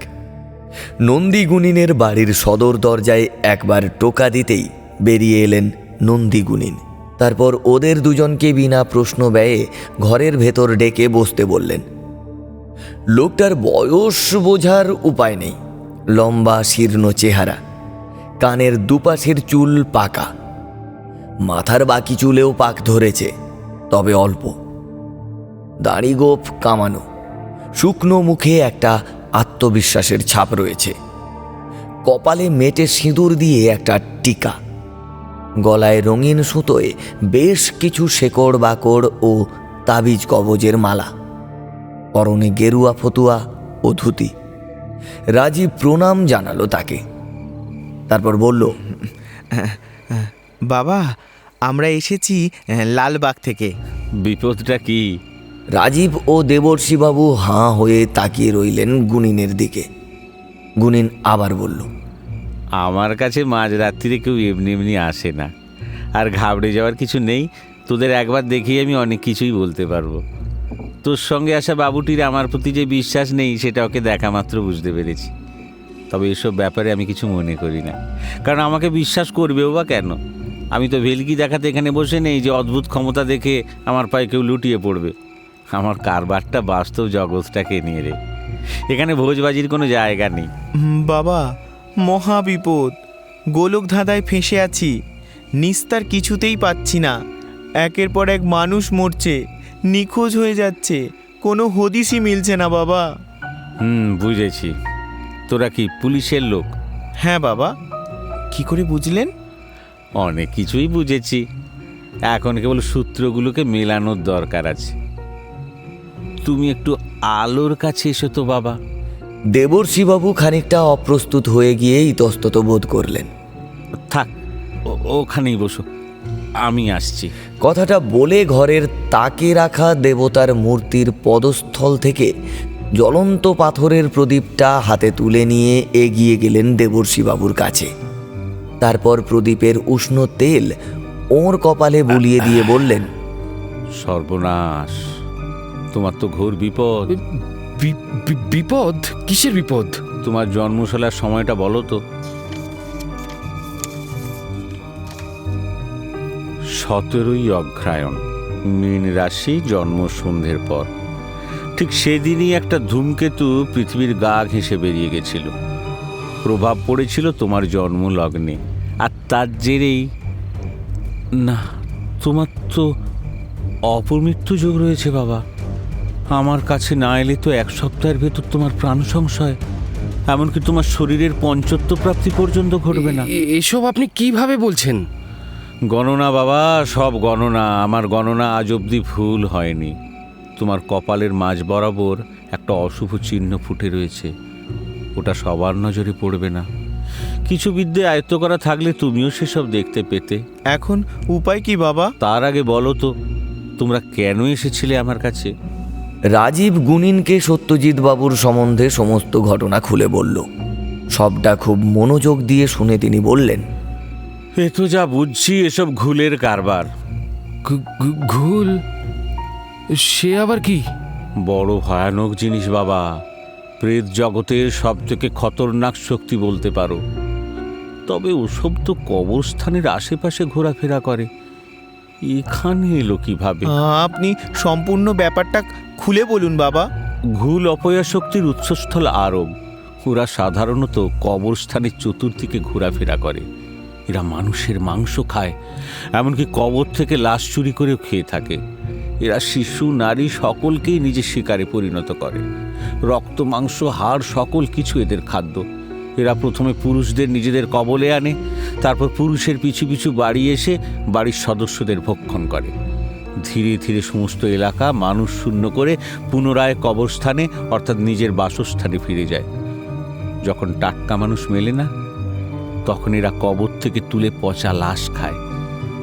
তবে এই সর্বনেশে শয়তান এখানে এলো কি করে, সেটাই তো আশ্চর্য। দেবর্ষিবাবু নন্দী গুনিনের কথা শোনা মাত্র ওর নতুন গ্রাম পঞ্চায়েত প্রধান নফর শেখের কথা মনে পড়ল। ওর থানায় আগমনের কারণ ছিল কবর থেকে লাশ চুরির ব্যাপারে। অর্থাৎ গুনিনের কথা যদি সত্যি হয়, তাহলে লাশ চুরির পেছনেও সত্যজিৎ বাবুর হাত রয়েছে। এরপর তিনি বললেন, তার মানে সমস্ত প্রশ্নের উত্তর মিলবে একমাত্র সত্যজিৎ বাবুর কাছে। হ্যাঁ, এখন উপায়? আমি যাব ঘুলের ডেরায়, অর্থাৎ সত্যজিৎ বাবুর বাড়ি। তোমরাও থাকবে। সাধারণ মানুষের জীবনের ব্যাপার যখন, আমি নিশ্চয়ই একটা বিহিত করব, কিন্তু তার আগে আমার কিছু কাজ করার প্রয়োজন আছে। নিজেকে প্রস্তুত হবার দরকার আছে। খুব খারাপ কালো শক্তির সম্মুখীন হবার আগে নিজেকে লড়াইয়ের উপযোগী করে তোলাটা জরুরি। সেই জন্য দিন তিনেক তোমাদের কাছে সময় চেয়ে নিচ্ছি বাবা। এই 3 দিন তোমরা একটু সাবধানে থেকো। ওর বাড়ির আশেপাশেও যাবে না কেউ। আমি হাজির হব, ঠিক সময় হাজির হব। তোমাদের সময় সারণীর সঙ্গে নিজেকে অদৃশ্য সূত্রে বেঁধে ফেলবো আমি।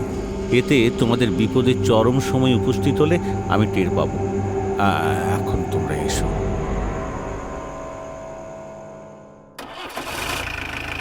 গাড়িতে উঠে ফেরার সময় রাজীব বলল, স্যার, এবার বুঝলেন তো কেন সত্যজিৎ কবরস্থানের পাশে নিজের আস্তানা করে? সবই তো বুঝতে পারছি, কিন্তু এখনো অবধি প্রমাণ পাইনি যে ওই মানুষ খেকো। হাতে নাতে প্রমাণ না পেলে শুধুমাত্র রটনা বা কল্পকাহিনীর ওপর নির্ভর করে তো ওকে অ্যারেস্ট করা চলে না। আর ডিপার্টমেন্টকে এই নরখাদক বিষয়ে বলে কোনো সুফল হবে না। ওপর মহল আমাদেরকে অবিশ্বাসী করবে। তাহলে কি ভাবছেন? কিছু তো একটা করতেই হবে। নন্দীগুণিন আসা পর্যন্ত অপেক্ষা করাটা ঠিক হবে না। এই 2 দিনে সত্যজিৎ হয় কোনো মানুষকে খাদ্য হিসেবে গ্রহণ করবে, নইলে কবর খুঁড়ে লাশ তুলবে। কিন্তু স্যার, গুনিন কিন্তু আপনাকে ওর সামনে যেতে বারণ করেছে। আপনার কপালে মৃত্যু যোগ রয়েছে। নিজের প্রাণের মায়া করে অন্যকে মৃত্যুর কোলে ঠেলে দেব? এ চিন্তা থাকলে পুলিশে চাকরি নিলাম কেন রাজীব?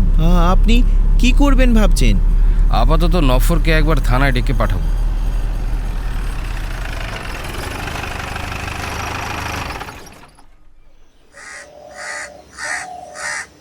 পরদিন বিকেলবেলা থানায় নফর তার দলবল নিয়ে হাজির। দেবর্ষীবাবুকে দেখেই নফর শেখ বলল, অপরাধী কি ধরা পড়েছে স্যার? না, তবে খুব তাড়াতাড়ি পড়বে। এ বিষয়ে আপনাদের সহযোগিতা চাই। আমরা এই ব্যাপারে পূর্ণ সহযোগিতা করব স্যার। আপনি কেবল বলুন আমাদের কি করণীয় আছে। সেরকম কিছু না। আপনাদের গ্রামে কেউ মারা গেলে নতুন গ্রামের কবরস্থানের বদলে এই এলাকার সত্যজিৎ বাবুর বাড়ির পেছনের কবরস্থানে এসে সমাধি দিতে হবে। কেন স্যার? এই কেনর জবাব আমি এখন দিচ্ছি না, সঠিক সময়ে দেব। আপনি কেবল আমার আদেশ পালন করুন। চোর ধরা পড়বে এই আশ্বাস আপনি যদি আমাদের দেন, তাহলে আমরা সব করতে রাজি আছি। এটা একটা ট্র্যাপ ভাবতে পারেন নফর সাহেব। ঠিক আছে, তাই হবে। ওকে, ধন্যবাদ।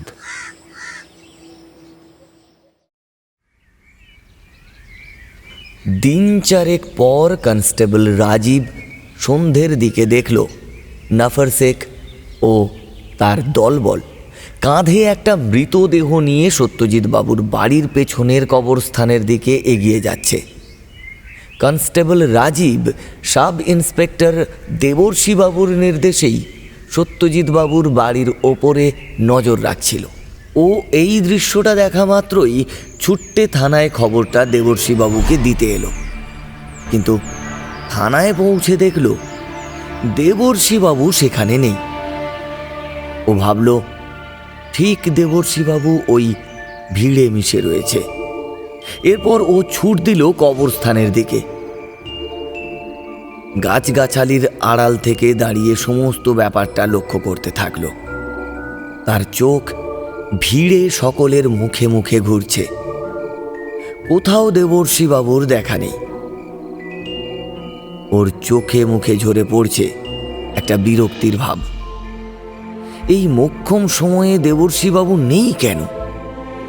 নফর ও তার দলবল মাটি কুপিয়ে সমাধির জন্য গর্ত খুঁড়ছে। মৃতদেহ সেখানে শুইয়ে রেখে একটা কাঠের ফলক পুঁতে দিল মাথার কাছে। রাজীবের আচমকা চোখটা গেল সত্যজিৎ বাবুর বাড়ির দোতলার ঘরের দিকে। সেখানে লাইট জ্বলছে। ঘরের জানালার কাছে দাঁড়িয়ে সত্যজিৎ বাবু সমস্ত ব্যাপারটা লক্ষ্য রাখছে। ওর চোখ নিশ্চয়ই লোভাতুর, মুখ থেকে লালা ঝরে পড়ছে। এক্ষুনি হয়তো ঝাঁপিয়ে পড়বে লাশটার ওপর নিজের ক্ষুধা নিবৃত্তি করবার জন্য। যাই হয়ে যাক, আজকে রাজীব এখানে দাঁড়িয়ে লাশটাকে পাহারা দেবে, এটা মনে মনে স্থির করল সে। হাতে নাতে পাকড়াও করবে সত্যজিৎ বাবুকে। স্যার নেই যখন এই দায়িত্বটা কিন্তু ওর। ধীরে ধীরে আঁধার নেমে আসলে নফর ও তার দলবল মিলিয়ে গেল দূরে। রাজীব দাঁড়িয়ে রয়েছে গাছের আড়ালে। জঙ্গলাকীর্ণ কবরস্থান এখন ভুতুড়ে হয়ে উঠেছে। শেয়ালেরা গর্ত থেকে মুখ বাড়িয়ে চিৎকার করছে। কানে এসে ঠেকছে ঝিঝি পোকার ডাক। নিশাচরেরা আকাশ ছেয়ে ফেলেছে। রাজীবের বুকের ভেতর বায়ু শূন্য হয়ে আসলেও আজ সে কর্তব্যে অবিচল। জমাট কালো অন্ধকার বনে আজ সে প্রহরী। বেশ কিছুটা সময় অতিবাহিত হওয়ার পর ও দেখল একটা ক্ষীণ আলো দূর থেকে এগিয়ে আসছে। ও সম্পূর্ণ নিজেকে লুকিয়ে ফেলেছে গাছের আড়ালে।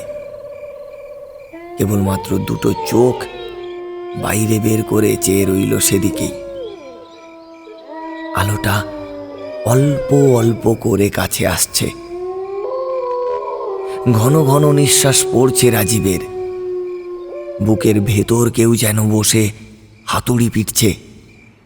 ও যেন এরকমই কিছু একটা ঘটনার জন্য অপেক্ষা করে বসেছিল এতক্ষণ। চরম সময় ধীরে ধীরে উপস্থিত হচ্ছে ওর সামনে।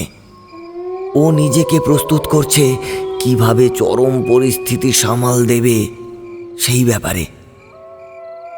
আস্তে আস্তে ক্ষীণ আলোটা একটু একটু করে তীব্র হলো। রাজীব দেখল দুজন এসে উপস্থিত হয়েছে সদ্য দেওয়া কবরটার সামনে। জোরালো আলোয় আগন্তুকদের চিনতে আর বাকি নেই ওর। একজন সত্যজিৎ বাবু, আর দ্বিতীয়জন ওর চাকর মাধব। মাধবের হাতে কোদাল, সেটা দিয়ে নরম মাটিকে আলগা করবার জন্য কাজে লেগে পড়েছে সে। যত মাটি আলগা হচ্ছে সত্যজিৎ বাবুর চেহারার পরিবর্তন আসছে। ওর মাথায় দেখা দিয়েছে একটা শিং। কান দুটো অস্বাভাবিক রকমের বড়, আর কানটা এখন 3 কোনা। 2 চোখের গর্তে লাল আগুন। ধারালো লম্বা জিভ মুখ থেকে বেরিয়ে লোভাতুর ভঙ্গিমায় লক লক করে শব্দ করছে সে। মুখের লালা জামায় পড়ে ভিজে যাচ্ছে জামা কাপড়। দুটো হাত শীর্ণ, আর হাতের আঙুল নখযুক্ত। বিভৎস চেহারার এই মানুষটা এখন আর সাধারণ কেউ নয়। এ হচ্ছে পিশাচ, ঘুল। কবরস্থানে যার বাস, যে নরখাদক। কবরের মাটি সম্পূর্ণ আলগা হতেই গর্তের দিকে আলো ফেলে ঘুল উচ্চ কণ্ঠে হেসে উঠল।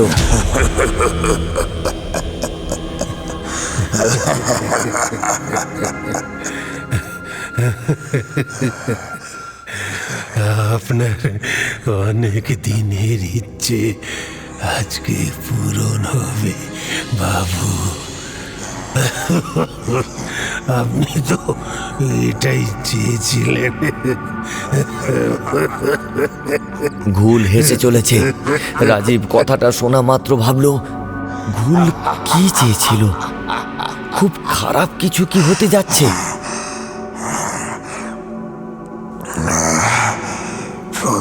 প্রথম তোমার ওপর আমার রাগই হয়েছিল আলী ভাই।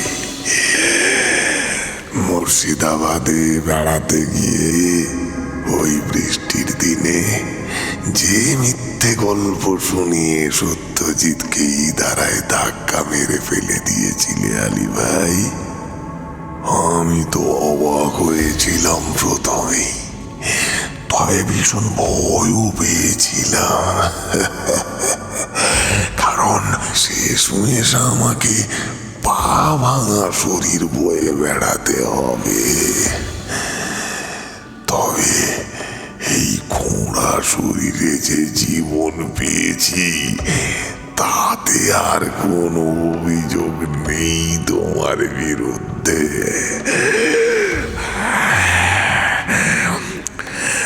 খোঁড়া বলে আমাকে সন্দেহ কেউ করে না যে আমি কাঁচা মানুষ খেতে পারি।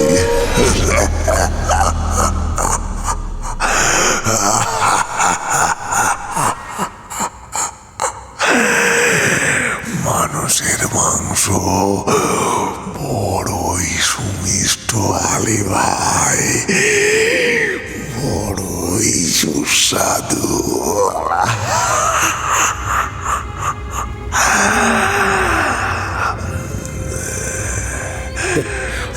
গোল গোল হয়ে ভাসছিল ওই দাঁড়াতে।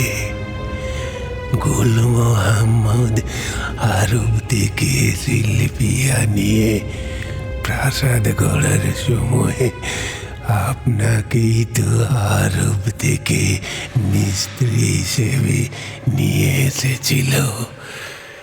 তারপর ওই দাঁড়ায় পড়ে আপনার মৃত্যু হয়।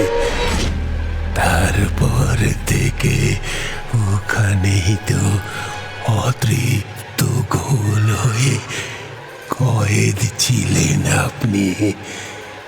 আপনার দরকার ছিল একটা দেহ, আমি তো সত্যজিতের দেহটা আপনাকে পাইয়ে দিই।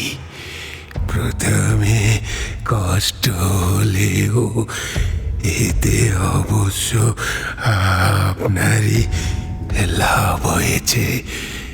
এখন কেমন এই দেশের ভাষা জীবন যাপন আয়ত্ত করে পিশাচ হয়েও দিব্যি আছেন মানুষের মাঝে। আপনি তো এখন আর মানুষ নন, আপনি গোল, মোরা খাওয়া গোল।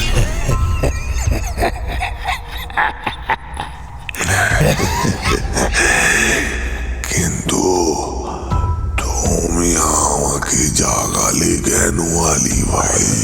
এই রাজপ্রাসাদে বন্দি করে আমাকে মেরেছিল গুল মোহাম্মদ।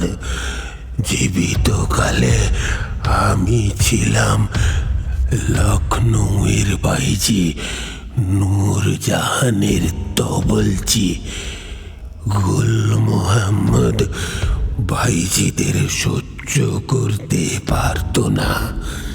নূরজাহানের সঙ্গে আমাকেও এখানে বন্দি করে খুন করে। অতৃপ্ত হয়ে প্রেত জন্ম লাভ করে ঘুরছিলাম। সব সময় কুয়োর ভেতরে আপনার আর্তনাদ শুনতে পেতাম। আপনি মুক্তির জন্য দেহ খুঁজছিলেন, আর আমিও খুঁজছিলাম একটা মনিব। কিন্তু কেউ এই ভাঙা প্রাসাদের দিকে পা বাড়ায় না যে কোনো মানুষকে ভুলে বালিয়ে কুয়োর মধ্যে ফেলব। এরপর একটা বৃষ্টির দিনে সত্যজিৎকে দাঁড়িয়ে থাকতে দেখে চালটা চেলে দিলাম। বাইজির পিছনে ঘুরে ঘুরে উর্দু ভাষাটাও জেনেছিলাম। সেই ভাষায় মেশানো কথা বলে সত্যজিৎকে মোহিত করতে আমার বেশি সময় লাগেনি।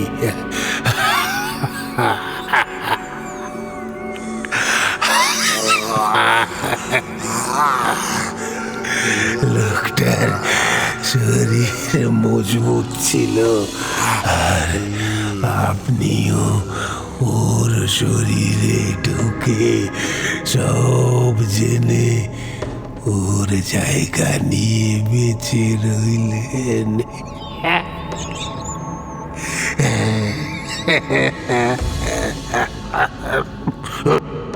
আচমকা কবরের ভেতর থেকে বন্দুক গর্জে উঠল, আর সঙ্গে সঙ্গে মাধব ছিটকে পড়ল মাটিতে। ঘুল চিৎকার করে উঠল প্রতিশোধ নেবার ভঙ্গিতে।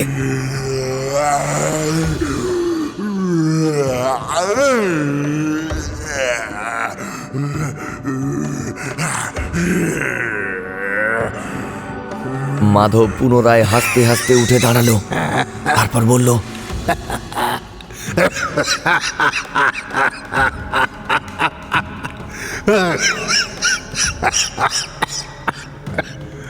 আমার শেষ বলে কিচ্ছু নেই। আমি ঘুলের সেবক। সেই অনন্তকাল ধরে ঘুলের সেবা করে আসছি, বিভিন্ন সময়ে বিভিন্ন রূপে। আবার একটা গুলি চলল মাধবের মাথা লক্ষ্য করে। গুলিটা লক্ষ্য ভেদ করল। মাধবের মাথাটা ঘাড়ের দিকে কাত হয়ে পড়ল। রক্তাক্ত মাথা নিয়ে তবুও ওর হাসি থামছে না। রাজীব গাছের আড়ালে দাঁড়িয়ে এই বিভীষিকাময় দৃশ্য দেখছে। ওর মাথায় যেন কিছুই ঢুকছে না। ভয়ে ওর বুক কাঁপছে। আচমকা কবরের ভেতর থেকে উঠে দাঁড়ালেন দেবর্ষী বাবু। দেবর্ষী বাবুকে দেখে অবাক হয়ে গেল রাজীব। এ কি করে সম্ভব? এরপর ঘুল ওর নখযুক্ত হাতের আঙুল দিয়ে খামচে ধরল দেবর্ষী বাবুর গলা। যন্ত্রণায় আর্তনাদ করে দেবর্ষী বাবু ফেটে পড়লেন। কনস্টেবল রাজীব ছুটে এসে সমস্ত শরীর দিয়ে ঘুলকে মাটিতে ঠেলে ফেলে চিৎকার করে বলল, স্যার, এখান থেকে পালিয়ে চলুন। কোনো অস্ত্র ওদের কিছু করতে পারবে না। পালান স্যার, পালান। দেবর্ষী বাবু ঘুল ও মাধবের দিকে পরপর কয়েকটা গুলি ছুঁড়ে দৌড় দিলেন অন্ধকার ভেদ করে।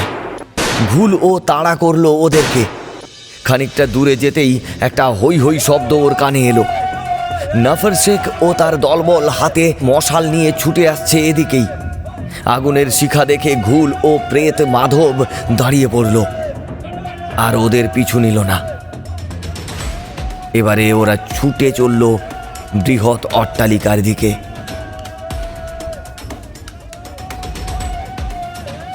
উন্মত্ত জনতার দল মশাল হাতে নিয়ে ঘিরে ফেলল গোটা প্রাসাদটাকে। সেই ভিড়ে মিশে রয়েছে দেবর্ষী বাবু ও রাজীব। রাজীব এর ফাঁকে দেবর্ষী বাবুকে জিজ্ঞাসা করলো, আপনি কবরের ভেতর কিভাবে উপস্থিত হলেন স্যার? আর এই সব জনতার ঢল? আমি তো কিছুই বুঝতে পারছি না স্যার। প্ল্যানটা আমি আর নফর শেখ মিলে করেছি রাজীব। প্রেত মাধব ও সত্যজিৎ রূপী ঘুলকে হাতে নাতে ধরবার এর থেকে ভালো পরিকল্পনা হতে পারে না। আমি জানতাম টাটকা লাশ তুলে খাদ্য গ্রহণ করার লোভ ঘুল সামলাতে পারবে না। তাই আমি নফরকে বলি আমাকেই লাশ সাজিয়ে নিয়ে আসতে। কবর দেওয়ার সময় একাধিক ছিদ্রযুক্ত কাঠের ফলকটা আমার নাকের সামনে রেখে মাটি চাপা দিয়েছিল নফর, যাতে আমি শ্বাসকার্য চালিয়ে যেতে পারি। তোমাকে আগে ভাগে বলিনি, কারণ জানতাম তুমি নন্দী গুণিনের কথা শুনে আমাকে এই রিস্কটা নিতে দিতেই না। কিন্তু দেখো রাজীব, আমার এই একটা প্ল্যান সমস্ত রহস্যের পর্দা ফাঁস করে দিল। কিন্তু ওদেরকে তো আগ্নেয়াস্ত্র দিয়েই কাহিল করা যাচ্ছে না। কিভাবে কাবু করবেন ওদের? নন্দী গুণিন আজকেই আসবে। ততক্ষণ আমাদেরকে লড়াই চালিয়ে যেতে হবে। আগুন দেখে ভয় পাচ্ছে শয়তানটা। ওকে আগুন দিয়েই বন্দি করতে হবে। এই প্রাসাদটা আগুন ধরিয়ে দিতে হবে। কিন্তু এতে একটা বিপদ আছে। প্রাসাদ থেকে আগুন বনে ছড়িয়ে পড়ে অনেক দূর পর্যন্ত ছড়িয়ে পড়তে পারে, আর এতে বাড়ি ঘর জ্বলে যেতে পারে। তাহলে হাতে আগুনের মশাল নিয়ে প্রাসাদে ঢোকা হোক স্যার। Good idea. তবে সবাই না, আমরা 5 জন আগ্নেয়াস্ত্র আর মশাল হাতে ভেতরে ঢুকবো, আর বাকিরা আগুন হাতে অট্টালিকাটাকে ঘিরে রাখবে যাতে ওরা পালাতে না পারে। আমি আর মকবুল যাব স্যার। বেশ, সঙ্গে আমি আর রাজীব যাচ্ছি। প্রত্যেকে মশাল হাতে তৈরি হও। কথা মতো সকলে মশাল হাতে বৃহৎ বাড়িটায় প্রবেশ করল। দেবর্ষিবাবু ডান হাতে রিভলভার ও বাম হাতে মশাল নিয়ে এগিয়ে গেলেন। তিনি রিভলভারটা লোড করে নিয়েছেন অনেক আগেই। সদর দরজা ঠেলে ওরা প্রথমেই বড় ঘরটার ভেতরে ঢুকল। কারো উপস্থিতির কোনো চিহ্ন নেই। সমস্ত ঘরের ভেতরটা একেবারে থমথম করছে। দেবর্ষিবাবু ঘরের আসবাবপত্রগুলোর পেছন দিকটাও ভালো করে দেখলেন, কোথাও কিচ্ছু নেই। এরপর আশেপাশের ঘরগুলো ভালো করে খুঁটিয়ে খুঁটিয়ে দেখবার পর দেবর্ষিবাবু বললেন, প্রত্যেকে ছড়িয়ে পড়ে খোঁজার চেষ্টা করা যাক। এতে লুকোনোর জায়গা ওরা পাবে না। আমরা দল বেঁধে ঘুরলে ওরা আমাদের উপস্থিতির জায়গা থেকে সরে পড়লেই ধরা পড়ার হাত থেকে বেঁচে যাচ্ছে। কিন্তু সকলে একসঙ্গে বিভিন্ন জায়গায় খুঁজলে সে সুযোগ পাবে না। তবে একটা কথা সাবধানে, কারণ আমরা না দেখতে পেলেও ওরা কিন্তু আমাদের উপর নজর রাখছে। কথা শেষ করে ওরা একে একে ছড়িয়ে পড়ল বিরাট প্রাসাদের চতুর্দিকে। মকবুল ও নাফর শেখ সিঁড়ি দিয়ে ওপর তলায় উঠে দুই পাশে ছড়িয়ে পড়ল। দেবর্ষিবাবু ও রাজীব নিচেই ঘোরাফেরা করছে। নজরে পড়ছে না কিছুই। সামান্য শব্দটুকুও কানে আসছে না। সকলেরই বুক ঢিপ ঢিপ করছে স্নায়বিক উত্তেজনায়। গা বেয়ে নামছে ঘাম। মাঝে মধ্যে কেঁপে উঠছে হাতের মশাল।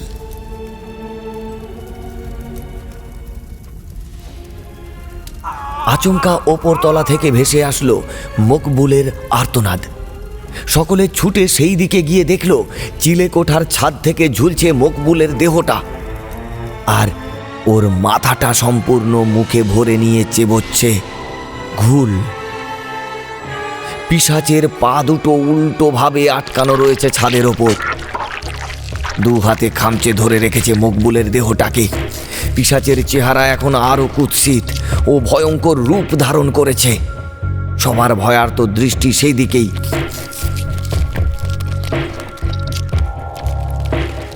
মড়মড় করে হাড় ভাঙার শব্দ আসছে সবার কানে। ওপর থেকে মেঝেতে পড়ছে উষ্ণ রক্ত।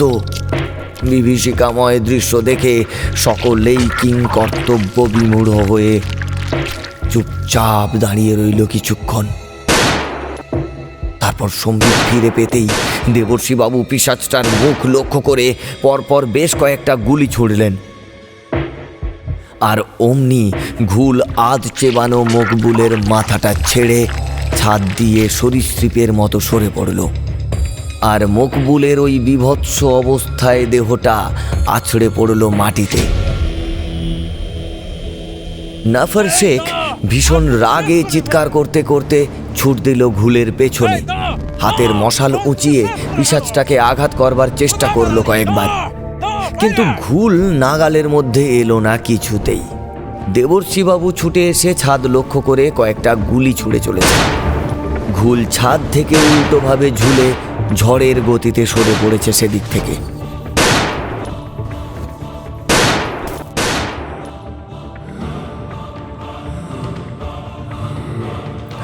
এমন সময় হিংস্র পশুর মতো গর্জন করে প্রেত মাধব কোথা থেকে আচমকা এসে ঝাঁপিয়ে পড়ল নাফর শেখের ওপর।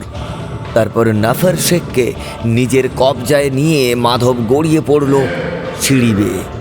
এরপর প্রেতটা এক নিমেষে ছিন্ন ভিন্ন করে ফেলল নাফরের দেহটা।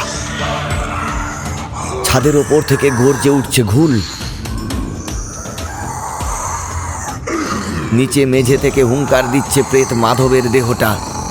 দুই শয়তানের মাঝে মশাল ও অস্ত্র হাতে দাঁড়িয়ে রয়েছে দেবর্ষিবাবু, তার ঠিক পাশে রাজীব।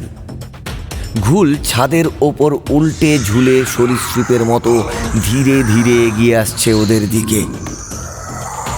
ওদিকে সিঁড়ি বেয়ে এগিয়ে আসছে প্রেত মাধব, মুখে লালসার চিহ্ন। রাজীব দুই হাতে শক্ত করে ধরল জ্বলন্ত মশালটা। দেবর্ষীবাবু রিভলভারটা চেক করে দেখলেন ওতে আর কোনো গুলি অবশিষ্ট নেই। অস্ত্র বলতে হাতে মশাল, বুকের ভেতর চলেছে হাঁপড়।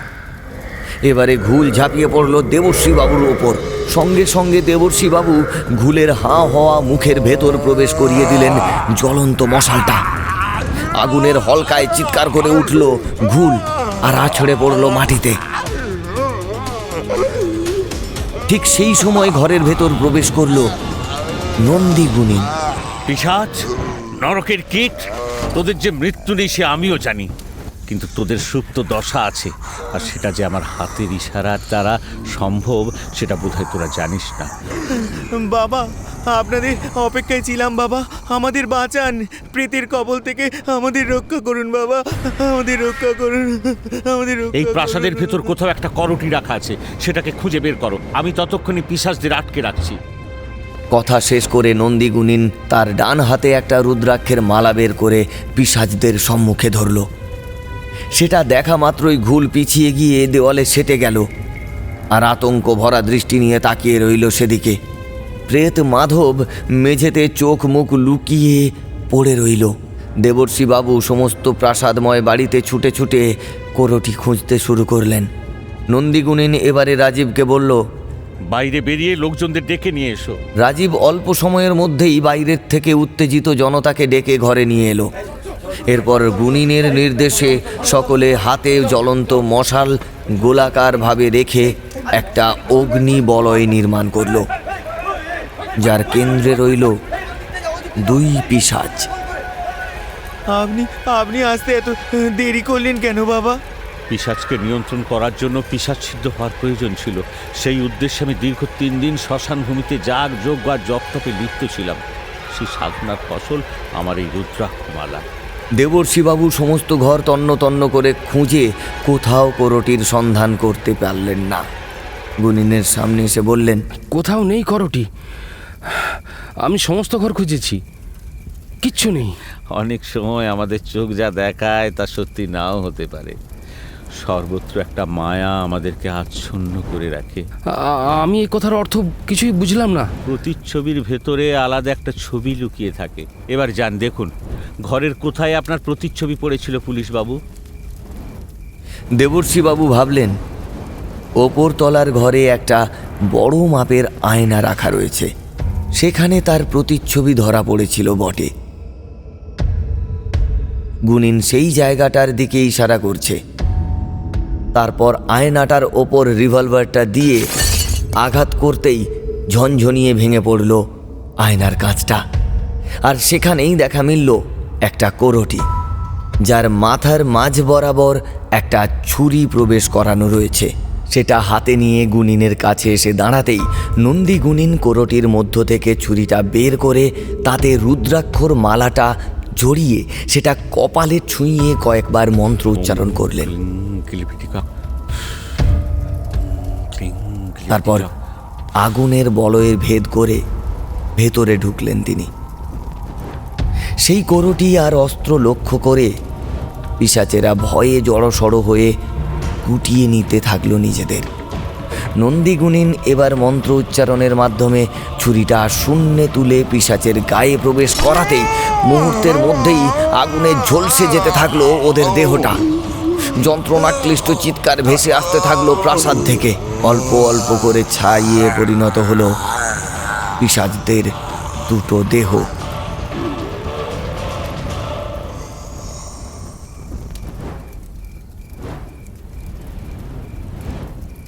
হ্যাঁ, এই অস্ত্রের খোঁজ আপনি পেলেন কিভাবে? সাধনা, পিশাচ সিদ্ধির দ্বারা নরকের দ্বার উন্মোচন করে ঘুলের অন্তিম পরিণতির ক্রিয়া জেনেছি। ঘুলরা অমর, ওদের মৃত্যু নেই, কারণ ওরা জন্ম লাভ করার সঙ্গে সঙ্গে ওদের মারণাস্ত্র ওদের সঙ্গে উৎপত্তি লাভ করে, আর ওরা ওদের মারণাস্ত্র নিজেদের কাছেই লুকিয়ে রাখে। ঘুলরা নিজেদের শরীর ধারণের জন্য প্রথমে একজনকে হত্যা করে ভক্ষণ করে, তারপরই মৃতদেহের করটির ভেতর লুকিয়ে রাখে নিজের মৃত্যুবীজ, অর্থাৎ মারণাস্ত্র। ওদের বিশ্বাস নিজেদের মৃত্যুবীজ নিজেদের কাছে থাকলে তাদের কেউ কোনো ক্ষতি করতে পারবে না, ওরা অমর হয়ে থাকবে। এরপর যে মানুষের শরীরে বাসা বাঁধে তার পরিচয় নিয়েই জগতে বেঁচে থাকে। হ্যাঁ, আমি ওদের কথাবার্তা শুনেছি। এই ঘুলের আত্মা একটা ইদারায় বন্দি ছিল, সেখান থেকে ছলচাতুরি করে ওর সঙ্গী প্রেত সত্যজিৎ বাবুকে ইদারায় ফেলে ঘুলকে মুক্ত করে। অর্থাৎ এই করটিটা আসল সত্যজিৎ বাবুর। আচ্ছা, এই ঘুল কি আবার জাগতে পারে? পারে, যদি কেউ আত্মবলিদানের মাধ্যমে একে জাগানোর চেষ্টা করে তবেই।